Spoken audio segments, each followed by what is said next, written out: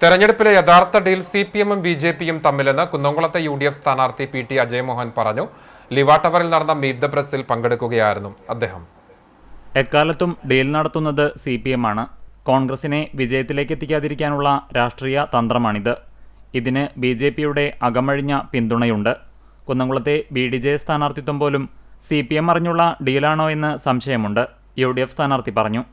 എൽഡിഎഫും ബിജെപിയും ധാരണയാണെന്നുള്ളത് പകൽ പോലെ എല്ലാവർക്കും അറിയുന്ന ഒരു സത്യം എല്ലാവർക്കും അറിയാവുന്നതാണ്. പിന്നെ കുന്നംകുളത്തൊരു പ്രത്യേകത, ഞാൻ ചോദിക്കട്ടെ, കുന്നംകുളത്ത് ബി.ഡി.ജെ സ്ഥാനാർത്ഥി ആരാ?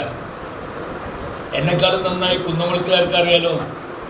ഇവിടുത്തെ ഒരു ബാർ മുതലാളിയല്ലേ അല്ലേ? ആ ബാർ മുതലാളിയായിട്ട് ഇവർക്ക് സമയം നീട്ടിക്കൊടുത്തത് ഞാനാണോ അതോ ഇവിടുത്തെ ഇടതുപക്ഷമാണോ? രാത്രി പാതിര വരെ ബാർ തുറക്കാനും അവർക്ക് എല്ലാ സൗകര്യങ്ങളും ചെയ്യുന്നത് ആ ബാർ മുതലാളിമാരുമായിട്ട് ഇത്ര കാലം സഖ്യമുണ്ടാക്കിയത് ഞാനാണോ ഇവിടുത്തെ മറ്റ് ആൾക്കാരാണോ? അപ്പോൾ അവരാരെയാണ് സഹായിക്കാൻ വേണ്ടിയിട്ടാണ് ഇത് ചെയ്തത്? അത് നിങ്ങളൊന്ന് വിലയിരുത്തണ്ടേ? ഇവിടെ യഥാർത്ഥ ജനകീയ വികസന ബദൽ യുഡിഎഫ് നടപ്പിലാക്കും. തൻ്റെ കൈകൾ ശുദ്ധമാണ്. സംശുദ്ധ രാഷ്ട്രീയ ജീവിതത്തിലൂടെ മാത്രമേ പൊതുപ്രവർത്തനം താൻ നടത്തിയിട്ടുള്ളൂ. ആ കൈ ശുദ്ധമാണ്. അതിൽ കറ പുരളാത്ത കൈയാണ് എൻ്റെ കൈ. അതാണ് എൻ്റെ ഏറ്റവും വലിയൊരു മുദ്രാവാക്യം.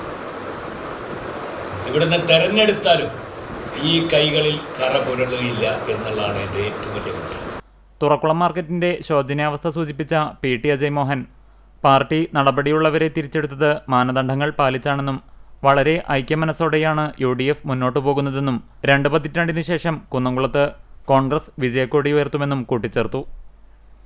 കെ.പി.സി.സി മെമ്പർ ജോസഫ് ചാലിശ്ശേരി, യുഡിഎഫ് തിരഞ്ഞെടുപ്പ് committee chairman CB. Rajeev, DCC general സെക്രട്ടറിമാരായ Bijoy Babu, PS. Suneesh, Kadavallur block Congress president Suresh Mambrambil, UDF chairman Jaisingh Krishnan, Muslim League നിയോജക മണ്ഡലം പ്രസിഡന്റ് കെ.സി. മൊയ്തുട്ടി, ലബീബ് ഹസൻ തുടങ്ങിയവർ പങ്കെടുത്തു.